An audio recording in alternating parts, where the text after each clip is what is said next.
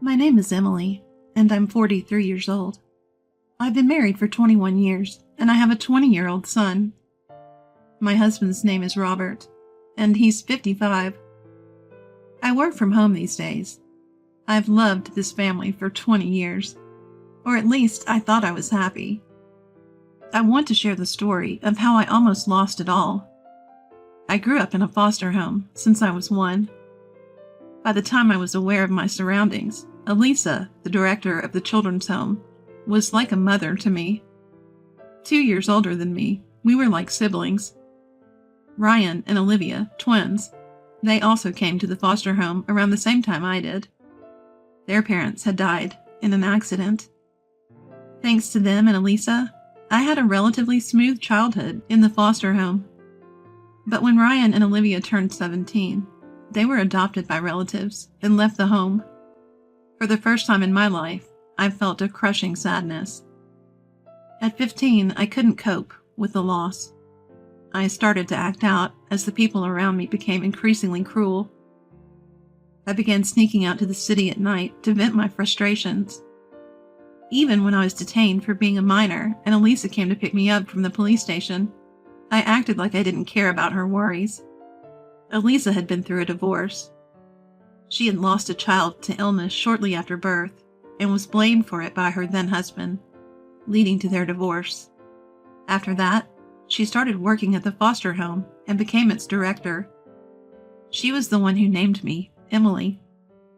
She told me she saw her lost child in me and raised me with a mother's love. But she was struggling with how to deal with me, her non-biological but emotional daughter. One day, Elisa came to me, who was living a reckless life and skipping school, and suddenly started crying. "Even if we're not related by blood, you're my child. All the kids here are precious, but I'm only human, and I have special feelings for you." She stroked my head, saying, "Emily, Emily," and started crying. "I should have hugged you like this sooner. I'm sorry." She kept apologizing. For some reason, I felt both sad and relieved, and I hugged Elisa tightly while crying loudly. As an adult, I realized I was crying out of happiness, thinking someone needed me. From that day on, I started helping Elisa actively and began calling her Mom. And eventually, I graduated from middle school and started working at the foster home. I was hired by Elisa, who is my mom, to become a social worker. I studied hard through correspondence school and earned my certification. Part of the reason I wanted to work at the foster home was because I believed Ryan and Olivia would come to see me someday. We ordered food supplies for the foster home from a local supermarket, and the delivery guy turned out to be the man I'd later marry. We started with casual conversations every day, but when I found out we liked the same musician, I felt an instant connection. From there, our conversations flowed more naturally, and we grew closer. Eventually, he asked me out on a date. My mom also told me to go, so I headed out on my first date. Since it was my first date experience at the age of 21, I was so nervous that I couldn't speak normally. After a few dates, he confessed his feelings on our 5th outing, and we started dating. When I told Mom, she said, "Finally, Emily has a boyfriend. It's about time. I feel a bit lonely, though," and blessed our relationship with a smile. Our relationship progressed smoothly. One of our best memories was going to a concert of our favorite artist after preparing dinner at the foster home. On the way back from the concert, he proposed to me. I was overjoyed and immediately told Mom, who tearfully and joyfully gave her consent. Her words about having a family stuck with me, and I vowed to love my family forever. At that time, I was 23, and he was 35. His parents were thrilled about our marriage. Even when I told them I was raised in a foster home and didn't know my biological parents, they said it wasn't a problem. He's an only child, but his parents just wanted us to have a happy family. I decided to cherish my future in-laws as well because they were part of my new family.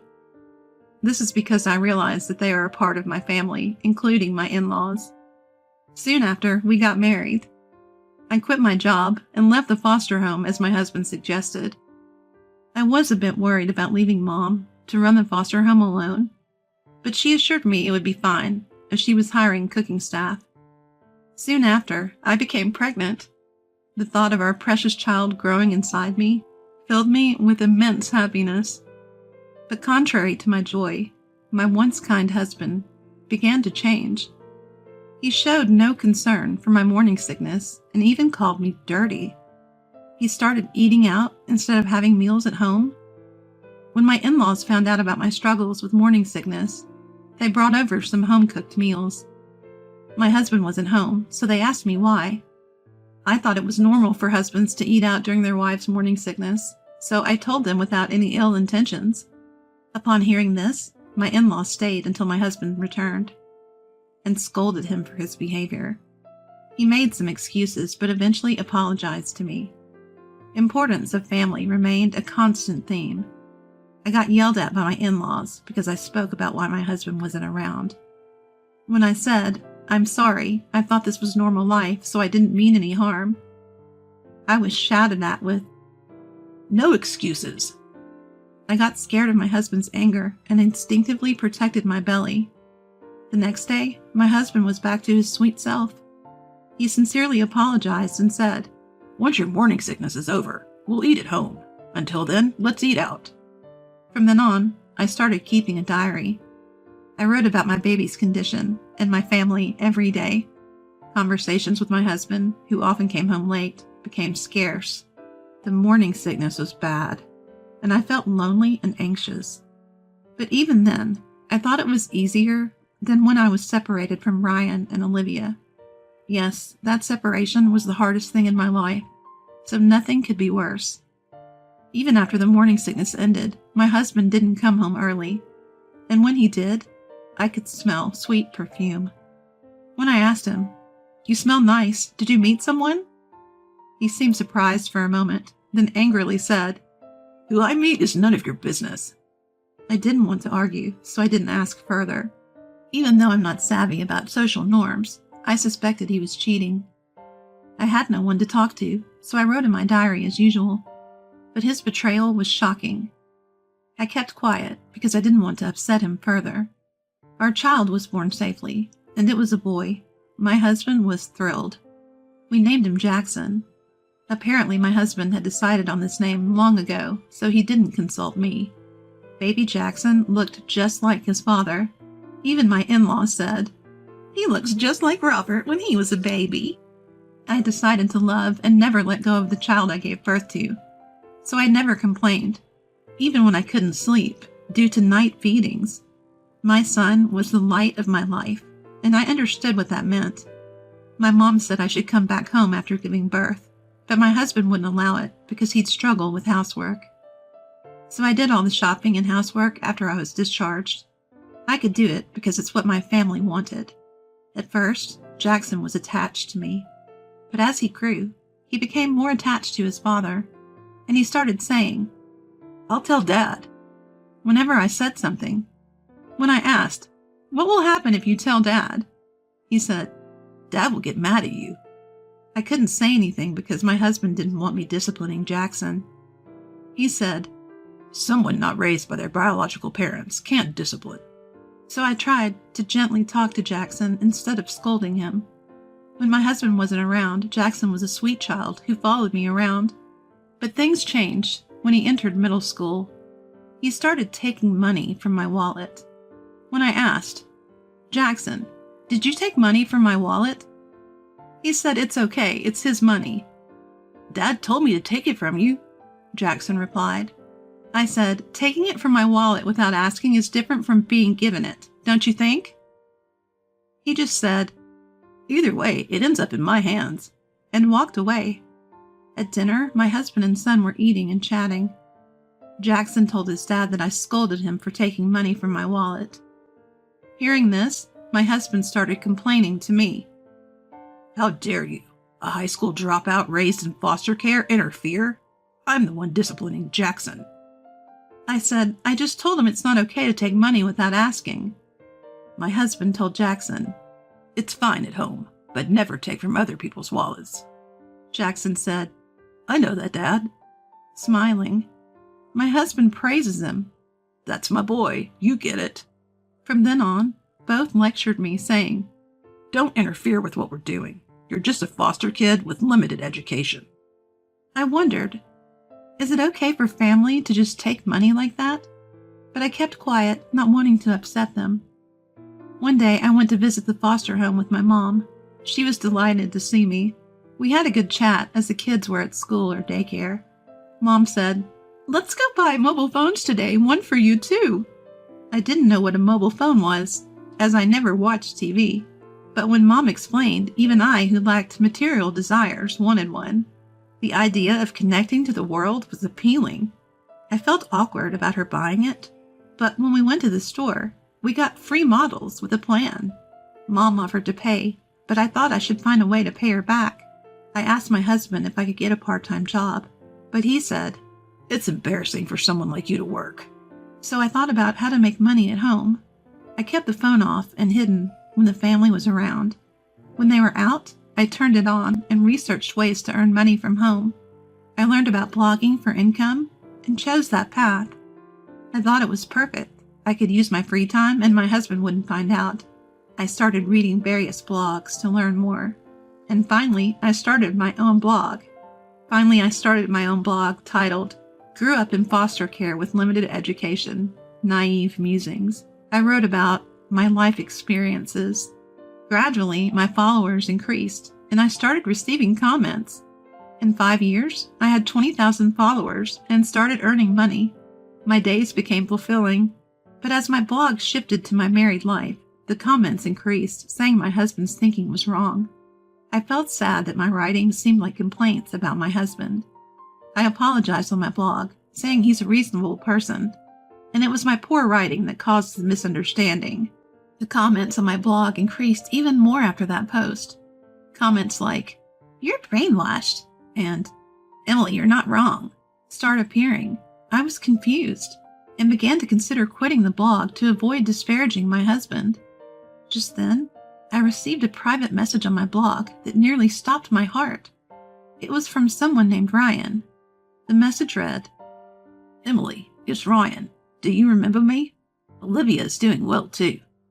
And included a contact number. I called the number, and when I confirmed it was indeed Ryan, I broke down in tears of joy. Ryan and Olivia had been living overseas after being adopted by a cousin. They hadn't contacted me because they didn't want to bring up painful memories. Recently, Olivia discovered my blog, and while reading it, Emily, the blog owner, told Ryan that it might be Emily. Recently, Olivia found my blog and suspected it was me. Ryan read it too, saw their names, and reached out. He apologized for not contacting me sooner and thanked me for the love I'd shown them in my blog. I truly felt that starting a blog was a good thing. I met Ryan and Olivia at the foster home where my mom works. I thanked my mom for the phone that led to my blog income and told her Ryan and Olivia were coming. She was thrilled. Now that I had an income, I switched the phone bill to my account. I set up my mom's phone so she could easily read my blog and headed home. I got home a bit late, and Jackson, now 20 and commuting to college, was already there. As soon as I walked in, he demanded, Give me $200. I didn't have it on me, so I refused, and he started yelling and throwing a fit. Scared, I headed for the kitchen. On the way, I saw my wallet tossed on the floor, emptied of cash. I remembered the blog comment, Emily, you're not wrong. And I began to think that maybe it's not okay for a child to take a parent's money. My husband came home and was shocked at the state of the house. I told him honestly that Jackson had thrown a fit because I didn't give him money. He yelled, It's not your money, it's mine. If Jackson needs it, just give it to him. You have no right to it, you parasite. I finally asked a question that had been on my mind. Why did you marry me? He said, Everyone else was getting married, and I thought you'd be submissive. Just that? I asked. What else could there be? You think you're attractive? If you have a problem, leave. Go back to the director of the children's home, who isn't even your birth mother. I don't need this boring home life, he said, and stormed out, telling me to clean up. I couldn't sleep a wink last night. Neither my husband nor Jackson came home. I grabbed my phone from the dresser and turned it on. Emails from Mom, Ryan, and Olivia were waiting for me. They said to meet at the Child Protective Services office today. Multiple emails with the same message made it clear this was urgent. I clenched my phone and rushed to the Child Protective Services office. When I got there, only Mom was present, having just sent the kids off. She looked shocked at my tear-streaked face. Then Ryan and Olivia walked in. Both looked just like I remembered. They hugged me. I felt warm, and then the tears just wouldn't stop. Ryan and Olivia were crying too. Mom joined in, hugging us all and crying. After a while, we started talking. Ryan broke the ice. I read your blog. Is that story true? He asked. I nodded. Then my mother also spoke. Mom chimed in. Have you been living in shame? I raised you to be a daughter I could be proud of anywhere. What about your parenting? What qualifications did you study so hard for?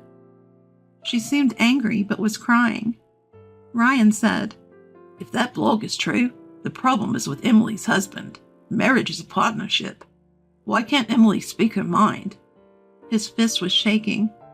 Olivia added, Didn't you read the comments? Why don't you listen to them? What's written there is common sense. They all gently scolded me. Maybe I was wrong. But for 20 years, I truly loved my husband and Jackson, and it was hard to change how I felt. Mom sensed this and asked, Emily, do you know how much we love you? I do.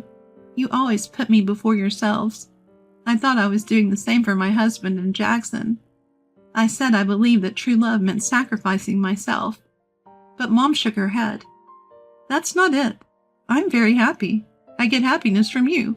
But are you really, truly happy now? I don't think you're happy, if only your husband and child are. I thought in silence. I knew Mom and Ryan and Olivia loved me. They never pushed me away. They always listened and accepted what I said, and they were genuinely concerned for my happiness now. What about my husband and Jackson? Had I ever felt love from them? The more I thought, the more I realized I hadn't. But then I remembered Jackson's smile when he was little, and it broke my heart. Jackson was adorable. He used to look at me with a smile. That Jackson is gone now. I told them about what happened yesterday. Mom said, You can't sever the ties with your child. Even if you divorce, your only child is Jackson. I also told them what my husband had said when I asked him why. Mom took my hand and said, Your husband told you to leave, right? Then Emily, come home.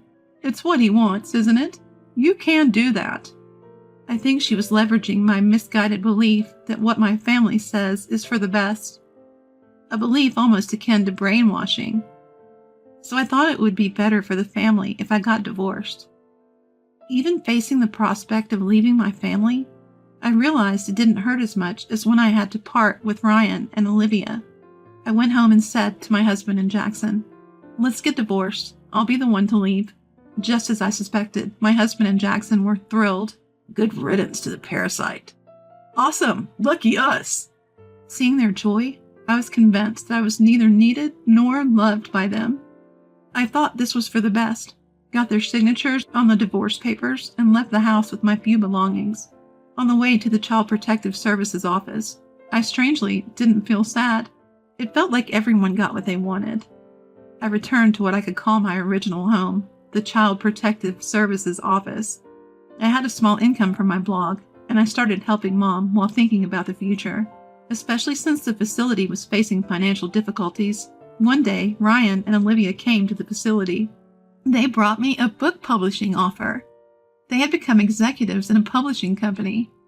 The people who adopted them were relatives of Ryan and Olivia's father, who had refused to take them in. These relatives had vowed to adopt Ryan and Olivia once they were financially stable, and they did. They turned around a failing publishing company and grew it significantly. Ryan and Olivia had shown my blog to the company's CEO, who found it interesting and wanted to publish it. I was hesitant because I didn't have much education and wasn't confident in my writing. But they assured me an editor would help, so I agreed. From there, Ryan, Olivia, the editor, and I had several meetings, and published the book. My book, Grew Up in Foster Care with Limited Education, Naive Musings, caught the media's attention thanks to the publishing company and my followers, and it became a bestseller. I started getting interview requests from the media. I was hesitant due to my shyness, but Ryan and the others encouraged me, so I agreed. Appearing on TV made my ex-husband and Jackson aware of my book. My ex-husband called the Child Protective Services office where I was. When I answered, he said, "How are you? I heard your book is selling well. If I'd known you could make money like this, I wouldn't have divorced you." I stayed silent. "How about we live together again? We could even remarry," he added. Still, I said nothing, assuming I was in a bad mood. He handed the phone to Jackson. "Mom, I miss you. I want to live with you again. I want to eat your cooking." They both seemed to have changed their tune. I asked Jackson, "Did you read my book?" He said he hadn't, so I asked him to ask his father if he had read it. Turns out neither had. I said, "Read the book. Once you do, you won't be able to make calls like this," and hung up. A few days later, it seemed they started getting cold stares from neighbors, coworkers, and classmates, even without reading the book. In a panic, they bought and read the book, realizing it candidly depicted what they had done to me. Since then, I've heard nothing from my ex-husband or Jackson. My ex-husband reportedly won't forgive me for making him feel small. Jackson, who was dumped by his girlfriend and felt down, was talked sense into by a friend. He said, "I'll show Mom that I've changed and earn her forgiveness," and decided to quit college to become a licensed clinical psychologist. He says he wants to provide mental care for children at this Child Protective Services facility, if I ever forgive him. I believe people don't change easily, but part of me is waiting for that day, since he's my child. I've come to think that blood ties don't matter. If you're connected by the heart, you can become a family, even if you're not related.